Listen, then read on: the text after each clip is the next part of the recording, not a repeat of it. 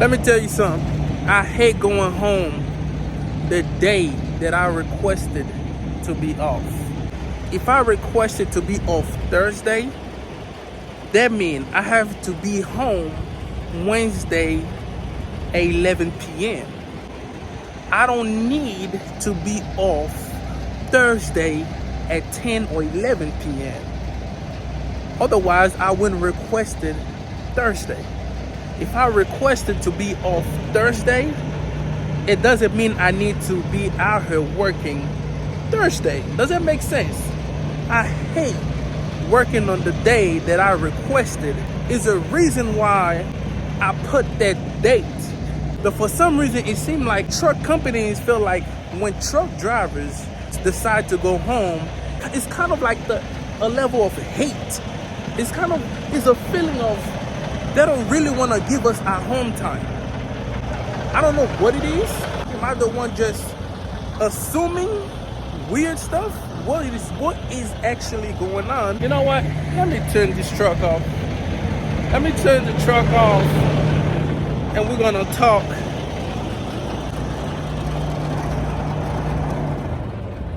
I'm irritated, pissed for the past 2-3 days because I went through some with my fleet manager that I feel like it could have been preventable, but she couldn't hear me. That would be the second part of the video. The part of that she couldn't hear me. One thing I just want to say that real quick. I don't know who's watching my videos. I know I don't get a lot of views. I may get like 60, 70, sometimes 100 views. And on social media, that's not a lot. I get it.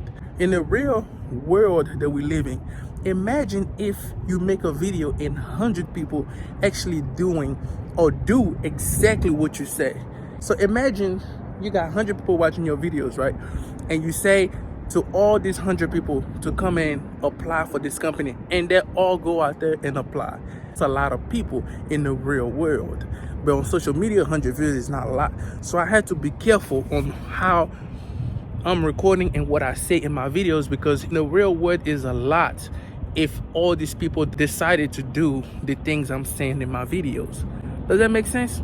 If I only have 70 views, right, and I'm talking about a company, and at least 40% of the 70 people that watch my video decide to go and apply for the company, it's considered a lot of people, right? And the reason I'm saying this is because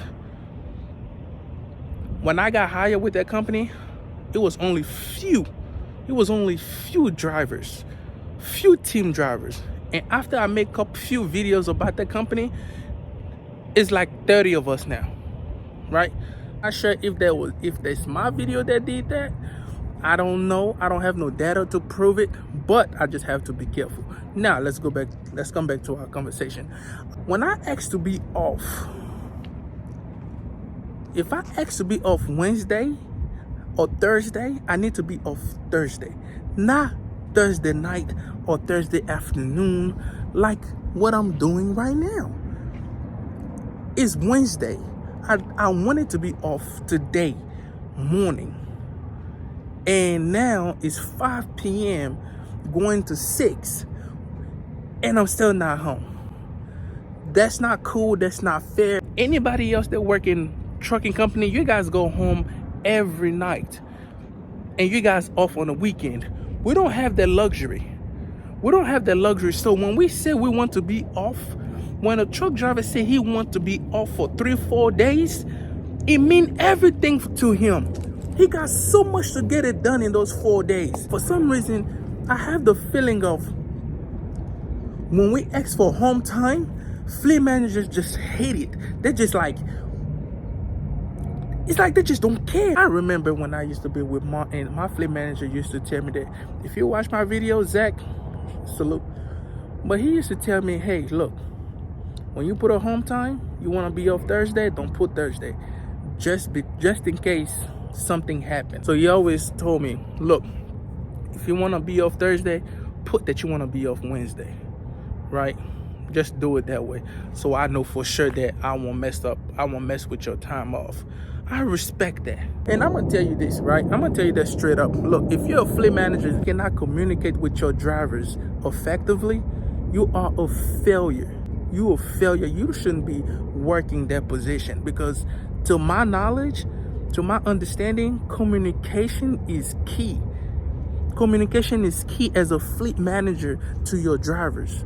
So if you can communicate effectively, listen, you failed. You have a little bit more access to things that we do have.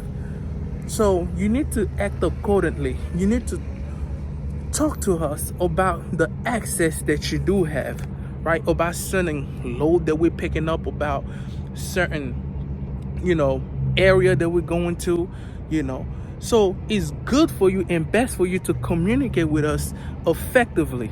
And we will communicate with you effectively as well to tell you the things that we are dealing with on the street.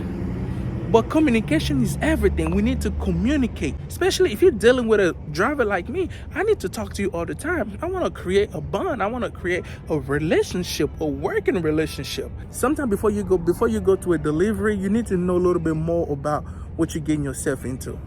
So who's in a better position to tell you about this information than your fleet manager? Who? Now, if your fleet manager cannot tell you anything about what you're getting yourself into, now you tell me why there are fleet managers. Tell me. If I'm wrong, put in a comment below. Because when we make a mistake, there is no going back. So being aware of what we get ourselves into is necessary. Imagine you go somewhere in California or New York, first time get hired with the company, but you don't know nothing about it. Your fleet manager doesn't say nothing to you. Not even to the level of, all right, this place right there, you got to be careful. Just any information is better than no information.